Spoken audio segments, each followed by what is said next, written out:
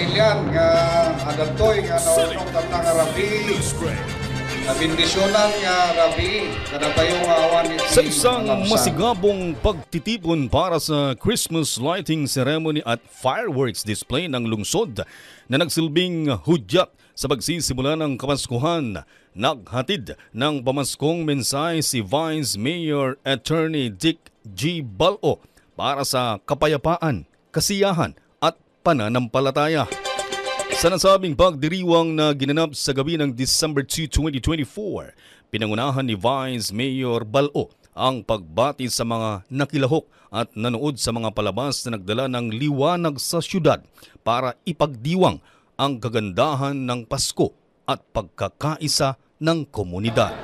And I want to greet you also. I'm very joyous, prosperous, and lively Christmas or Yuletide season. And it's time for us to celebrate. It's time for us to enhance our faith. Papirligin tayo, nagigay pamati tayo, na Diyosan, para iti pampamilya tayo, kan para iti ilit tayong tabok. Binigyang diin rin ni Balao na ang Tabuk City ay isang lugar para sa mga taong may malasakit sa kapayapaan, pagmamahal sa pamilya at pagkakaisa ng komunidad. Tabuk City welcomes people who love peace. Di mga ayat iti talnaken kapya. Tabuk City loves people nga mangyayat iti kunata yung love. Di panag-ayat tayo iti karo ba tayo ano pamilya tayo. Tabuk City welcomes people nga makayat iti joy kayso ti espiritu ti Christmas nga masapol naragsak iti tumunggal maysa. Kahit nagiyay nga words nga talo iso kuma iti apan tayo itang tandudo iti uneg, iti barangay tayo, pamilya tayo, kaniti syudad tayo nga tabo. Hinimok rin ng vice-alkalde ang mga residente na palaganapin ang diwa ng Pasko, hindi lamang sa mga kapamilya, kundi sa komunidad at sa buong syudad upang malampasan ang mga pagsubok at matamasa ang bunga ng pagkakaisa. We have been dealing for many or a lot of challenges in the past.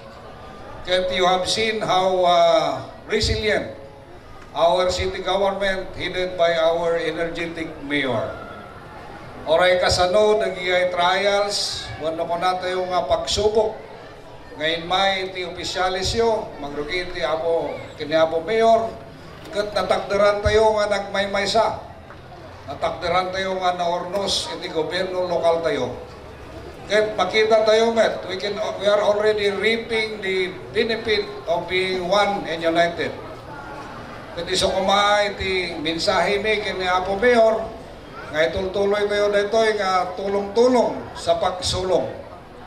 And hopefully, kada pamilya marignana, iti epekto dito mayat nga leadership, iti dito administration ni Balog and Balao.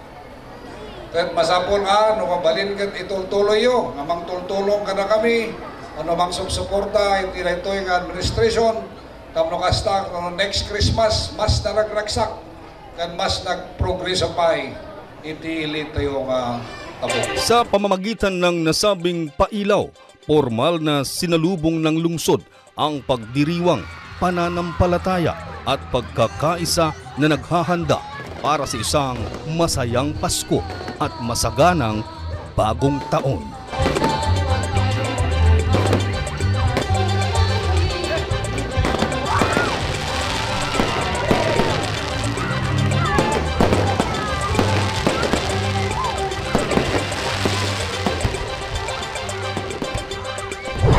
At yan ang balita para sa oras na ito. Hatid sa inyo ng City Public Information Office. Ako po, si Reddy Retotal. Tabuk City News Break.